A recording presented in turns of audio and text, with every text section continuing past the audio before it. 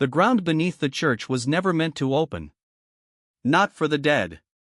Not for the living. But one autumn evening, it did. And what breathed out from those hidden steps wasn't decay. It was something that had waited, patiently, in silence, for someone to remember it existed. There are towns that forget their past. And then there are towns that bury it.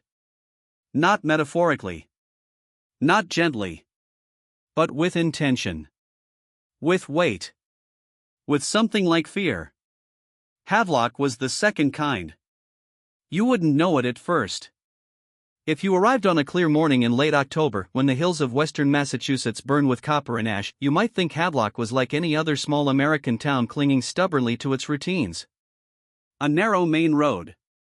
A river that moved slowly, as if reluctant to leave. White houses with peeling paint and curtains drawn just a little too tight. And at the highest point, watching everything, quietly. St. Aldrich's Church. It stood there like a witness. Or a warning. The town that watched itself. Havelock had never grown the way other towns had. It didn't expand outward. It didn't invite. It settled. Like dust. Founded sometime in the early 1730s by a group of dissenters, men and women who had walked away from Boston with rigid beliefs and restless consciences, the town had been built on conviction.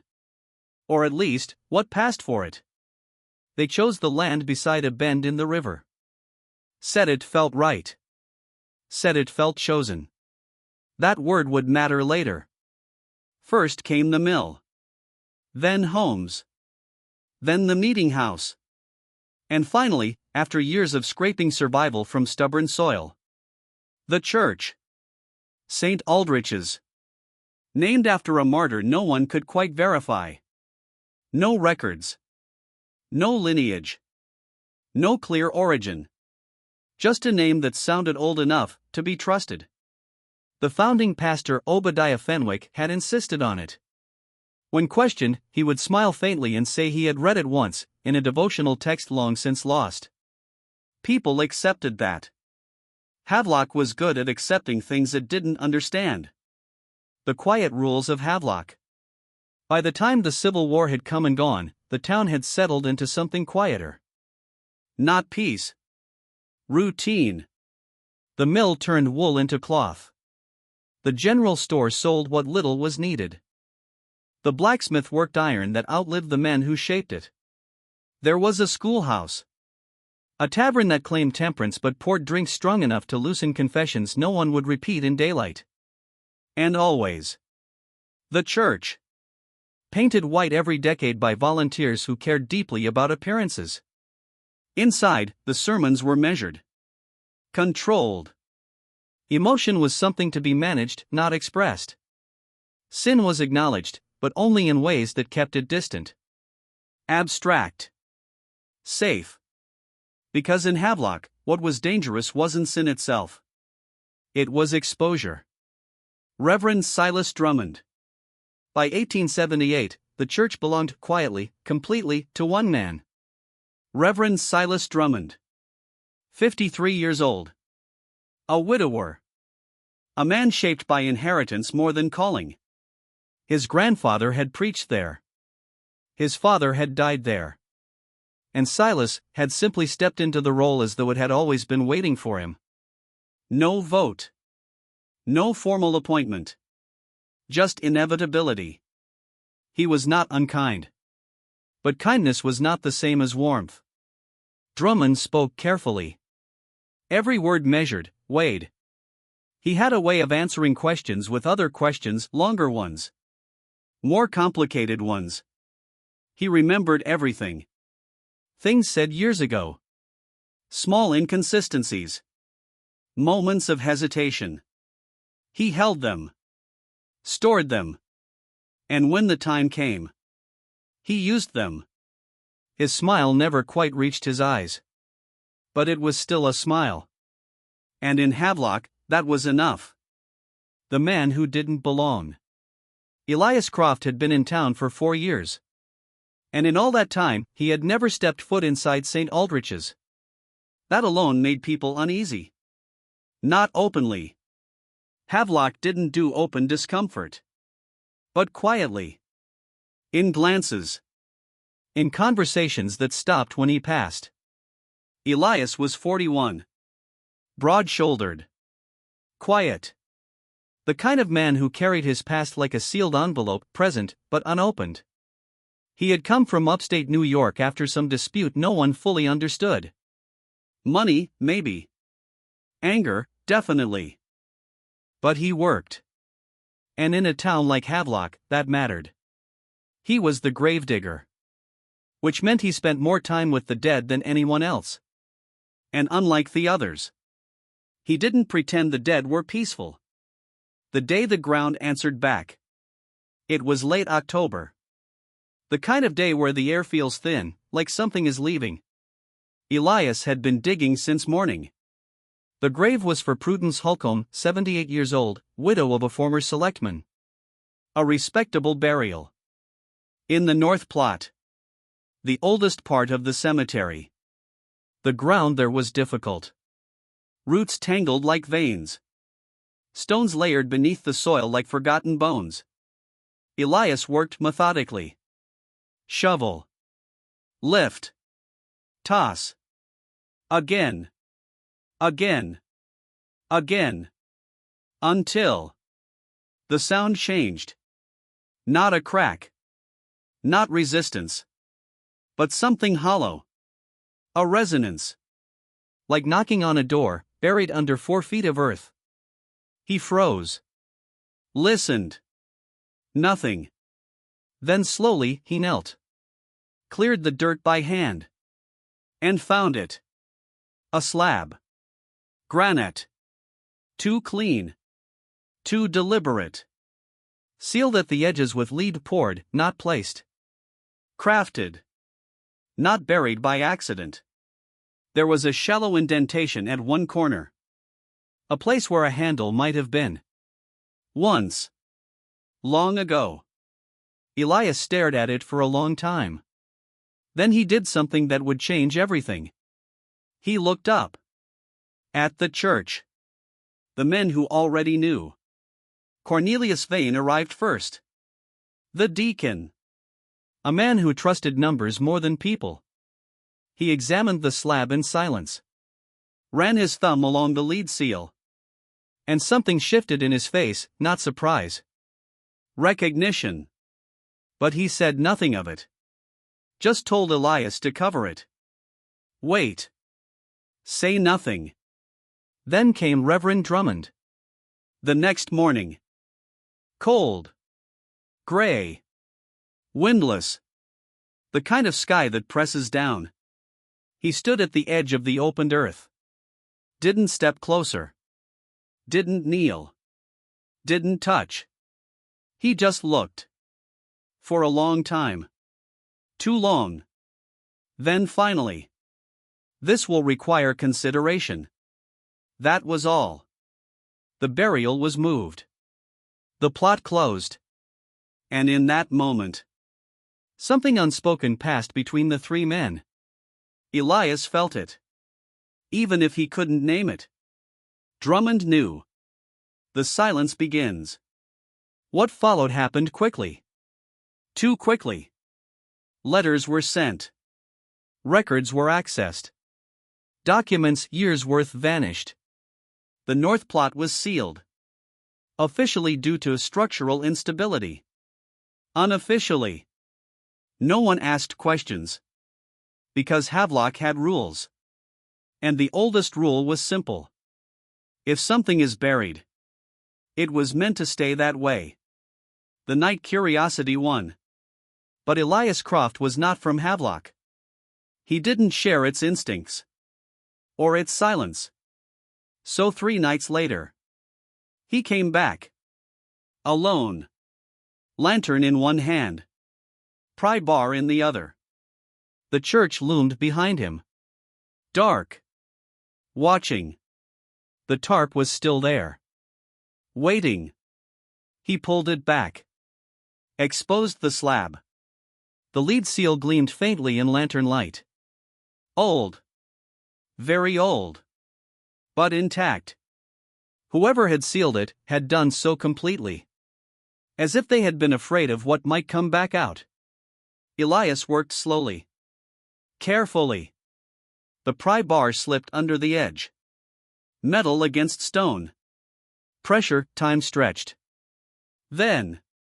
The seal gave. Not with a break. But with a release. Like something exhaling. The slab shifted. Just enough. And beneath it. Darkness. The breath below. The air that rose from the opening was wrong. Cold. Colder than the earth around it. And carrying something. Not rot. Not decay. Something older. Something human. Like breath trapped for too long. Like fear that had nowhere to go, and stayed. Elias hesitated. Only once. Then he lifted the lantern. And stepped down. The staircase. 12 steps. Hand-cut granite. Worn not by time alone, but by use. Frequent use. Each step carried him further from the world above. The light dimmed. The air thickened. And the silence became something alive. Watching. Waiting. He counted each step. Not because he needed to. But because something inside him knew. Numbers mattered down here. 12. Exactly 12. At the bottom. The space opened. The chamber. It wasn't large. 20 feet, maybe. Stone walls. Low ceiling. Older than the church above. That much was clear. This place had existed first. The church had been built over it. Not the other way around. There were shelves. Crude. Hand-built. And on them. Objects. Ledgers. Dozens. A chest. Heavy. Locked. Bundles wrapped tightly, untouched. And a single candlestick. Its base layered with wax. Not one candle. Many. Burned over years. Decades. Someone had come here. Again. And again. And again. But the worst part wasn't what he saw. It was what he felt. A presence. Not visible. Not audible. But undeniable. Like entering a room moments after someone has left. Except. No one had left. The warning. Elias turned to leave. Something in him already knowing. This place was not meant to be understood. As he climbed back up. Lantern trembling. He paused. Not at the chamber. Not at the steps. But at the top. Where the slab waited. Because something caught the light. On the underside, carved. Crude. Deliberate. 2 words. Latin. Nemo sciat. Let no one know. And yet. He did. Elias Croft left that place alive. But something in him did not come back up those stairs. Within days. The site was sealed. Records disappeared. And Elias. Vanished. No farewell. No wages collected. No trace. Just absence. And a town that returned. To silence. When Elias Croft vanished, Havelock did what it had always done best. It adjusted. Not loudly. Not dramatically. Just enough. His room was cleared before the week ended. His few belongings folded, sorted, dismissed. No one argued about what to do with them. No one asked who should keep them. It was as though he had never truly arrived. A note remained. Short. Almost insultingly so. I have found employment elsewhere. No destination. No farewell. No explanation. And yet, no one questioned it. Because in Havelock, absence was easier to accept than explanation. The shape of silence. At first, nothing seemed different. The mill still turned. The tavern still filled after sundown. The church bell still rang on Sundays, calling people to order, to routine, to something that resembled faith. But beneath it, something had shifted. Not visibly. Not in ways you could point to. But in the spaces between conversations. In pauses that lasted just a little too long. In glances that lingered, and then looked away. No one spoke openly. They couldn't. Havelock had rules older than its buildings. You did not accuse a reverend. You did not question a deacon. And you did not repeat the words of a laborer who had disappeared, especially when the matter had already been resolved. But silence has a way of leaking. And in Havelock, it leaked quietly. The way rumors travel. The gossip didn't spread like wildfire. It spread like frost. Slow. Deliberate. Clinging to surfaces in thin, fragile layers, it moved through the dry goods store. Across the counter. Beneath polite conversation. Through the tavern, between sips and lowered voices. At the schoolhouse gate, where mothers stood waiting, watching their children play while speaking in careful half-sentences. And always. It stopped short. People told fewer people than they normally would. As if something inside them understood. This was not a story meant to travel far. The first fractures. Thomas Greer, the records clerk, spoke first. Not publicly. Never publicly. Just to a cousin. Over supper. He mentioned that Reverend Drummond hadn't seemed surprised. Not truly. Not the way a man should be when something impossible is uncovered beneath his church. No. He had seemed prepared. Like a man responding to something he had already imagined. Already feared. Or already known. Then there was Harriet Salcombe. 72 years old. A living archive. She remembered things no one else did. Not because she tried. But because she never forgot. She told her daughter something that had not been spoken in decades. Back in the 1840s. When the church had been repaired, partially refloored. There had been talk. Quiet talk. A workman. A man who had seen something beneath the structure. Something that had changed him. After that job, he stopped attending St. Aldrich's entirely. Walked miles each Sunday to another town. Another church. And he never explained why. At the time. People had dismissed it. Now. They remembered. The missing pieces. By December of 1878, another man began asking questions. Edmund Lacey. A local historian, harmless, by all appearances. The kind of man who cared about dates and records and the small details no one else noticed. He was compiling a county history. Havelock was just one chapter. But when he went looking, the records weren't there. Congregation registers gone. Years missing. Whole decades. The renovation documents? In reorganization. Unavailable. Temporary. Always temporary. Reverend Drummond explained it all with polite efficiency. Smiling. Helpful.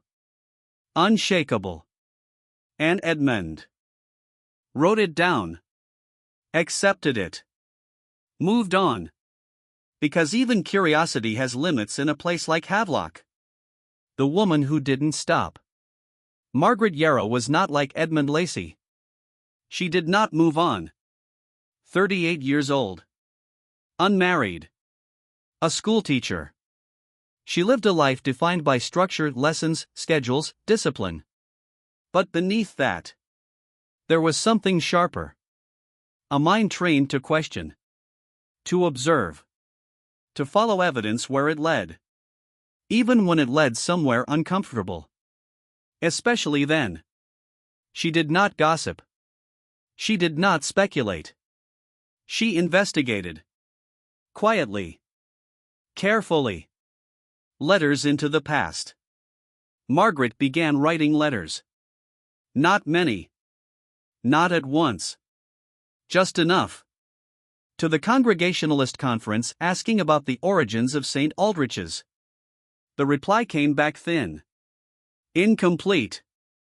Records before 1780? Fragmentary. Minimal. Nothing useful. So she wrote again. This time, to the Massachusetts Historical Society. Asking about the original settlers. The dissenters who had founded Havelock. This reply was different. More detailed. More cautious. It confirmed something important. The founders of Havelock had not simply left Boston. They had broken away. After a dispute. Not theological. Not entirely. Something involving shared property. Ownership. Division. The kind of conflict that doesn't fade cleanly. And at the center of it. A name. Obadiah Fenwick. The first pastor. The man who had named the church. The man who had chosen the land. The tone of the surviving correspondence was clear. They did not trust him. Margaret wrote one more letter. To Boston. To the original congregation's archives. And for 11 weeks. Nothing came back. Until finally. A reply. Short. Formal. Unhelpful. Records incomplete. Information unavailable. But at the bottom. Something else. Written in a different hand. Added later. Almost as if it wasn't meant to be there. Inquiries regarding this period have been received before. We regret that our response must be the same. Margaret read that line again. And again. And again. Someone else had asked. The same questions. Before her. She didn't know who. She didn't know when. But she knew something else. They had not found answers. Or if they had not shared them. The arrival of a stranger. Spring came slowly to Havelock. And with it, a man. Augustine Farrow. He arrived without announcement. Without urgency. But also, without hesitation. He took a room at the tavern. Paid in advance. Settled in. Not like a traveler passing through. But like a man who had arrived exactly where he meant to be. The man who watched without looking. Farrow was difficult to place. Around 50. Well kept. Measured. He spoke easily, but never carelessly. His eyes moved constantly. Observing. Recording. But never obviously. Never enough to make anyone uncomfortable. He called himself a journalist. Which meant almost anything. Reporter. Researcher. Or something quieter. Something closer to a man who follows stories others avoid. Farrow asked questions. Simple ones. About the town. The church. The founding. He listened more than he spoke. And when people gave vague answers, he accepted them. Smiled. Moved on.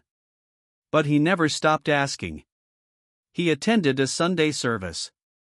Sat in the back. Didn't sing. Didn't pray. Just watched. The congregation.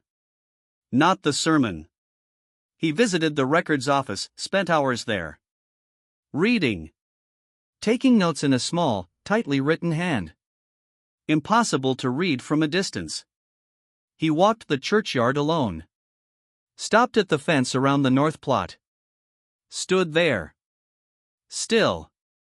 Not doing anything visible. But clearly. Doing something. Measuring. Thinking. Calculating. Pharaoh learned quickly. Not from official sources, but from people. From small details. Harlan Tibbet absent from church. Unusual. A second lock added to the sacristy door. Recently. A young worker dismissed without explanation. And the sound. He had heard something. Late one evening. From below. Heavy objects. Dragged. Across stone. The meeting. 2 weeks after his arrival. Pharaoh knocked on Margaret Yarrow's door. She hesitated. Of course she did. But she also opened it. Because she had been alone with her thoughts for too long. And isolation changes a person. It sharpens fear. But it also sharpens need. They spoke for hours. 3. Maybe more. She showed him the letters. He listened. Carefully. Then. He showed her something else. The document. It was old. Folded. Handled carefully. A personal account. Written by a man named Jonathan Peel. A laborer. One of the men who had worked on the church renovation in the 1840s. The document had been sealed. Hidden among his belongings. Left to be opened only after his death. And when it was finally read, no one knew what to do with it. So it passed. From hand to hand. Each reader unsettled. Each reader choosing to do nothing. Until it reached Pharaoh. Peel's writing was unsteady. Uneven. But clear enough. He described the renovation. The lifting of the floor. And what lay beneath. Not just space. But intention. A hidden platform. Built deliberately. To conceal something below. The workers were told. Do not look. Just cover it. Seal it. Move on. Most obeyed. Peel did not. The descent. He lowered himself into the darkness. Alone. By rope. Without permission. Without understanding what he might find. What he described matched Elias Croft's discovery. Exactly. The chamber. The shelves. The objects. The silence. But Peel did something Elias had not. He opened one of the ledgers. The ledger. At first, it looked ordinary. Names. Dates. Amounts. Like a record of transactions. But then, the names. He recognized them. Men from the town. Men he had spoken to. Men who had greeted him in daylight. And the amounts. Too large. Too consistent. Too patterned. The date stretched back nearly a century. To the very beginning. And the entries. Used abbreviations. Codes. Not easily understood. But one pattern emerged. Repeated. Over and over. Enough for Peel to realize. This was not trade. Not goods. Not land. Not services. This was something else. Something that didn't belong in any ledger. He wrote it plainly. With hesitation. With dread. They were not recording what was sold. But who? The weight of knowing. Margaret set the document down. Her hands colder than before. The fire had burned low. Neither of them had noticed. Outside.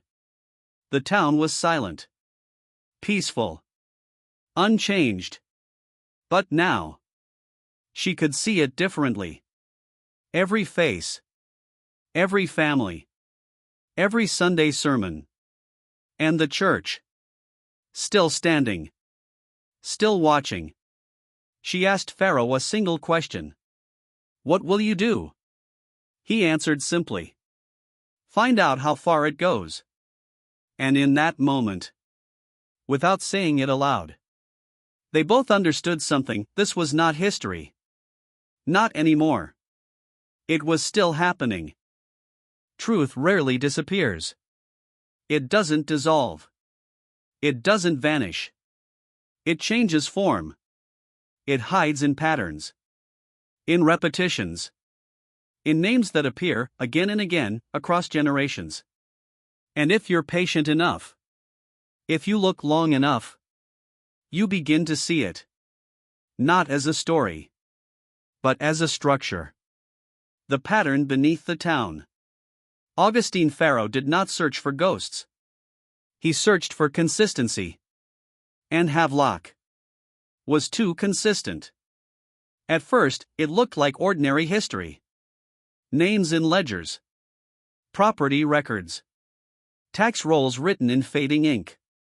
But the more he cross-referenced them, the more something emerged. Not randomness. Not coincidence. Design. He laid it out piece by piece. Church governance records. County tax documents. Membership lists from fraternal organizations long dissolved. And as he traced the names across decades, he saw them repeating. Again. And again. And again. The same families. Rotating roles. Deacon. Trustee. Committee chair. Like positions in a machine. Not elected. Maintained the Drummonds. The Vanes. The Quelch family, old, established, deeply rooted in Havelock soil. They appeared everywhere. In every decade. Unbroken. Uninterrupted. This wasn't influence. It wasn't tradition. It was continuity. Wealth that shouldn't exist. Then came the land records. And that was where the pattern turned. From unusual to impossible. These families hadn't just maintained influence. They had accumulated wealth. Rapidly. Too rapidly. In the 1740s and 1750s, when the land was harsh, the soil thin, and survival uncertain, they acquired property. Large parcels. Expanding year after year. But the math didn't hold. Agriculture alone couldn't explain it. Neither could trade. Not here. Not then. And yet, the land remained in their hands. Passed down carefully. Preserved. Expanded. As if whatever had built that wealth had never truly stopped working. Not a secret society. Pharaoh understood something important then. This was not a secret society. Not in the way people imagined. No robes. No symbols carved into rings. No ceremonies whispered by candlelight. That would have been easier to detect. Easier to expose. No. This was something quieter. More practical. More dangerous. A network. Men connected not by ritual, but by agreement. By inheritance. By shared knowledge. They used the church not as a place of worship, but as cover. Authority. Protection. And the chamber beneath it was not an accident. It was infrastructure. The purpose of the chamber. Pharaoh mapped it in his mind. The staircase in the churchyard. The hidden void beneath the nave. The sealed granite slab. These weren't relics. They were functions. Storage. Meeting. Record keeping. And the ledgers were the heart of it. He examined the ceiling itself. The layers of lead. Noticed the stratification. Different periods. Different applications. It had been opened. More than once. Closed again. Carefully. Deliberately. The most recent sealing. Dated, roughly, to the early 1860s. The Civil War. When the world changed. And suddenly. Everything made sense. Because before the war, what was written in those ledgers could exist. Quietly. Privately. But after. It became dangerous. Illegal. Unforgivable. What had once been recorded as business could no longer be acknowledged at all. So the men who inherited the secret did what men like that always do. They didn't destroy it immediately. They contained it. Sealed the chamber. Stopped adding to it. Hid it beneath time and authority. Hoping that eventually it would stop mattering. But secrets don't expire. They wait. The realization. Pharaoh didn't say it at first. Not out loud. But the conclusion formed anyway. Piece by piece. Evidence stacking against denial. The ledgers weren't recording goods. Or land. Or contracts. They were recording people. Not names in passing. Not census entries. Transactions. Movement. Ownership. Exchange. Enslaved people. Not in the South, where history had placed the burden neatly. But here. In New England. Hidden in plain sight. Havelock hadn't been built by accident. It had been positioned. Deliberately. A quiet inland node. Connected to routes no one documented openly. A place where things could pass through. Without leaving visible traces. And the church had stood over it the entire time. The founding lie. Obadiah Fenwick. The first pastor. The man who had named the church. Chosen the land. Led the people. He hadn't come to Havelock seeking freedom. He had come seeking distance.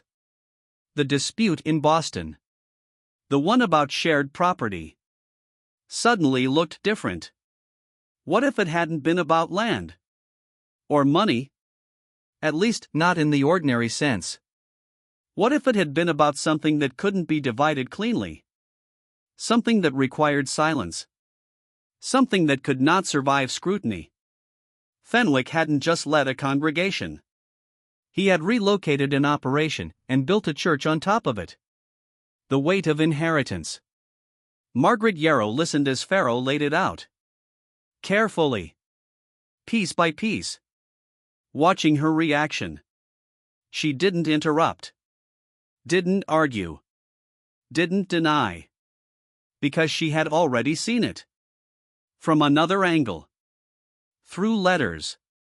Through absence. Through the things that didn't exist where they should have. And now. The two perspectives aligned. Perfectly. Which made it worse. Because it meant this wasn't theory. It was structure. She thought of the town. The families. The names carved into stone markers in the cemetery. Spoken with reverence. Pride. And beneath all of it. This. Not just history. Foundation. Reverend Drummond's role. Then Drummond, she said quietly. Pharaoh nodded. He didn't start it. No. He inherited it. Just like his father. And his father before him. 3 generations in the pulpit. 3 generations holding the same knowledge. Guarding it. Managing it. Deciding what to preserve. And what to erase. The missing records. The destroyed registers. That wasn't panic. That was strategy. Someone knew which years were dangerous. Which names couldn't remain. Which connections had to disappear. The warning arrives. By late May, the investigation had stopped being invisible. Pharaoh returned to his room one evening and knew immediately. Something had changed. Not chaos. Not theft. Precision. Papers slightly shifted. Objects moved just enough to notice. Someone had searched the room. Carefully. Professionally. Looking for something specific. And leaving everything else untouched. It wasn't a burglary. It was a message. We know what you're doing. The cost of knowing. Pharaoh told Margaret that night. Calmly. Measured. We proceed carefully. She asked him if he was afraid. He paused. Just long enough to be honest. Fear, he said, usually means you're close. He didn't say whether that was good. The man who broke. 3 days later. Harlan Tibbet came to the tavern. A large man. Farmer. Reliable. Predictable. The kind of man who doesn't seek out strangers. But he did that night. Asked to speak privately. Sat across from Pharaoh. Hat in his hands. Turning it slowly. And when he spoke, it came out in fragments. I'm not here to threaten you. I don't know what to do. I've known, for some time. He had been told about the chamber. 9 years earlier. When he joined the church board. It had been explained away. Historical. Irrelevant. Nothing to worry about. And he had believed it. Because believing was easier. Until now. The fire. 2 nights earlier. He had seen something. Reverend Drummond. Alone. In the church. Burning pages. Not scraps. Not waste. Ledger pages. Thick paper. Old ink. Names. Feeding them into the fire. One by one. Tibbet had stood there. Watched. Said nothing.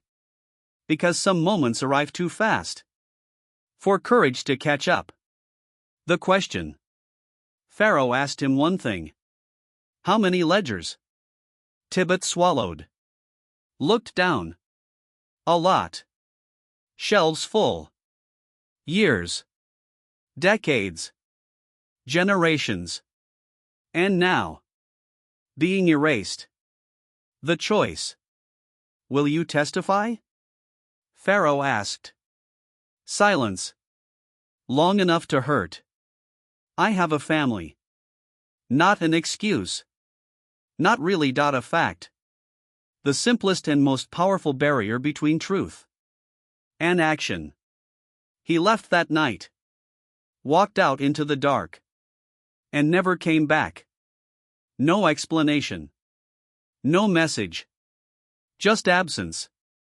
Like Elias. Like others before him. The line that was crossed. By mid-June.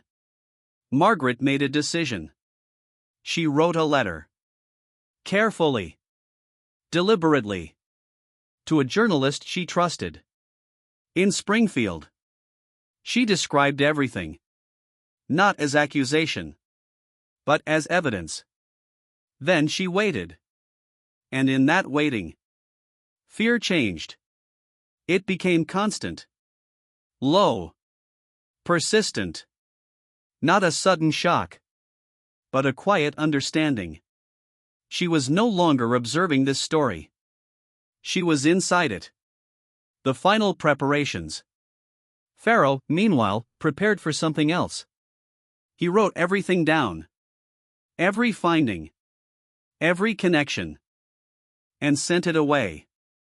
To Boston. With instructions. If he did not confirm receipt within 3 weeks, it would go further. To the authorities. Then. He made his final decision.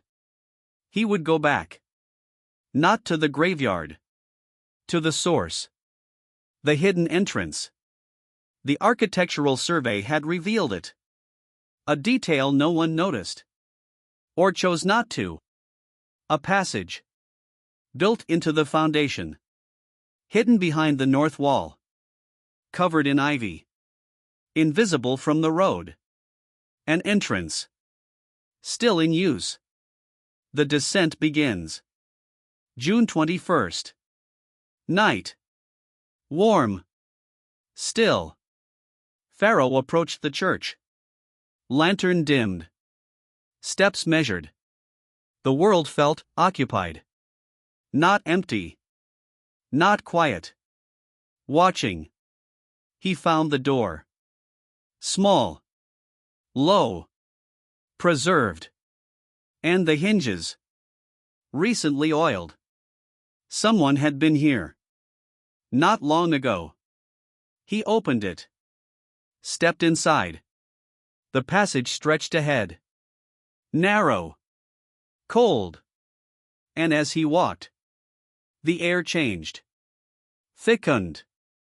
Familiar. The smell. Not decay, preservation. The chamber again. When he reached it, he stopped. Because something had changed. The room was the same. The walls. The ceiling. But the shelves were not. Empty spaces. Gaps. Ledgers. Gone. Not all. But many. The oldest remained. Fragile. Deteriorating. Left behind. Because they no longer mattered. Or perhaps because they were already too late to erase. And standing there, in that half-emptied room, Pharaoh understood something chilling. They weren't just hiding the past anymore. They were racing against it. The chamber had not been left untouched. Many of the ledgers were gone. Those that remained appeared to be the oldest, fragile, deteriorating, perhaps judged too difficult to interpret or too insignificant to risk removing. Or perhaps they were simply the ones the person clearing the archive had not yet reached. The wooden chest was still there. Pharaoh noticed immediately that the brass lock was newer than the chest itself, recently fitted, suggesting that whatever it contained had once required less protection, and now required more. At the center of the chamber lay a wide scatter of ash. This was not the result of a single fire. It was a sustained effort burning done here, on the stone floor, over multiple visits. The pile was too large, too deliberate, to be anything else. He crouched beside it, lowering his lantern. At the edges, where the flames had not fully consumed the material, fragments remained, curled, blackened pieces of paper. He could see traces of handwriting, broken numbers, parts of names. Nothing complete. Nothing usable. Whoever had done this had been careful. Patient. Methodical. Determined to leave nothing behind that could speak clearly. Pharaoh turned to what remained on the shelves. He had neither the tools nor the time to open the locked chest, and he was acutely aware of the risk of being discovered. So he worked quickly, carefully, opening the surviving ledgers and separating pages that had fused together with age. What he found confirmed his suspicions and deepened them. The earliest entries dated back to 1743, only 2 years after the church had been established. They were not records of goods. They were records of people. Movements. Transfers. Transactions written in steady, deliberate hands, by men who had stood at the pulpit above and preached morality to their congregation. The entries aligned with known patterns of coastal trade, the kind later histories referred to only indirectly, avoiding precise language. But there was more. Interspersed among the transaction records were entries of a different kind. Shorter. More personal. Written in different hands. Not accounts, observations. They read like fragments of journals, composed in a cautious, indirect style. Whoever wrote them understood that clarity could be dangerous, and so they recorded events in a restrained, coded way that still revealed enough to a careful reader. These entries described individuals. Names, in some cases. Estimated ages. Places of origin. Physical descriptions written with unsettling neutrality as if documenting objects rather than lives. And sometimes, brief notes about what became of them. Where they were sent. Or, in some entries, only a date followed by silence and absence that could mean many things, none of them benign. Pharaoh sat with those pages for a long time. He was not easily shaken. Years of journalism had taught him to keep a certain distance from the things he uncovered. But this was different. This was not a single event. It was a system. A room used for over a century by men who preached compassion on Sundays and reduced human beings to entries in ledgers on other days. Men who had sat in this exact space, candlelight flickering, and treated what they were doing as administration. He thought about the layers of wax Croft had described, the buildup from countless visits. Each layer representing a decision to continue. Each decision made by someone who would return upstairs the next morning and speak of faith and virtue. Eventually, he gathered what he could as several loose pages carefully freed from the most legible ledger and made his way back out through the exterior passage. As he stepped into the night, he pulled the door closed behind him and pressed himself into the shadow of the ivy-covered stone. Then he heard it. Footsteps. Not outside, but above him, inside the church. Measured. Unhurried. Someone moving toward the interior entrance of the passage. Pharaoh flattened himself against the wall, barely breathing. A faint glow appeared through a gap in the stone, a lantern, carried by someone walking the same path he had just taken. The light paused. Moved. Stopped again. Then remained still. He waited. The night seemed suddenly alive with sound, every rustle, every shift in the air magnified by his own awareness. Minutes passed. Or longer. Finally, the light disappeared. The footsteps retreated. The church fell silent again. Only then did Pharaoh move. He did not linger. He did not look back. He returned to the tavern, locked his door, and braced it with a chair. Then he began to write. He worked through the night. By morning, he had prepared a full account and sent the pages to Boston, along with a letter explaining their significance. That same morning, he went to Margaret. And he told her plainly. The question was no longer what had happened beneath the church. That had been answered. The question now was whether the town above it was willing to face what that answer meant. And if it was not, what would happen to those who insisted on forcing it into the light? That Sunday, Reverend Drummond delivered a sermon on forgiveness. He spoke of the importance of absolving past wrongs committed in ignorance. Of the danger of judging earlier generations by present standards. Of the wisdom in allowing certain histories to remain undisturbed. He made a careful distinction. There were sins of the past, he said, resolved by time, belonging to another moral world. And there were sins of the present which required action. The implication was clear. What lay beneath the church, if it existed at all, belonged to the past and should remain there. Some in the congregation found the message comforting. Others found it unsettling. Harlan Tibet was not present. For the first time in 15 years, his pew sat empty. No one commented on it. Which, in a town like Havelock, was itself a statement. The story broke in August of 1879. The article was cautious, measured, careful not to accuse directly, but precise enough to raise serious questions. It described the chamber. The destruction of records. The possibility that the church had once been used for purposes far removed from its stated mission. It named no names. But it didn't need to. The response was immediate and divided. Some defended the church. Others demanded answers.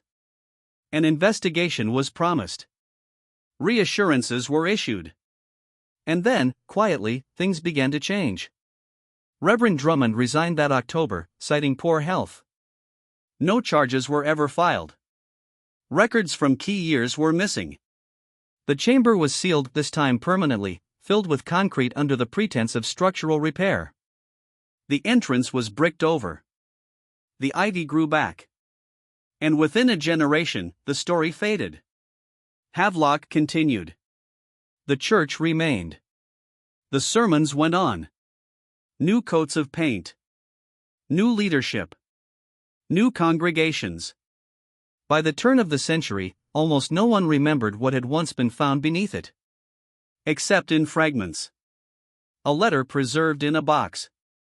A set of papers filed away and forgotten. A whisper passed from one person to another, thinning with each retelling. Some secrets are not lost. They are buried. Not because no one knows, but because enough people decide that knowing is too costly. And foundations, like communities, can be built on that decision. They can stand for generations. Solid. Respectable. Untouched. Until someone starts digging.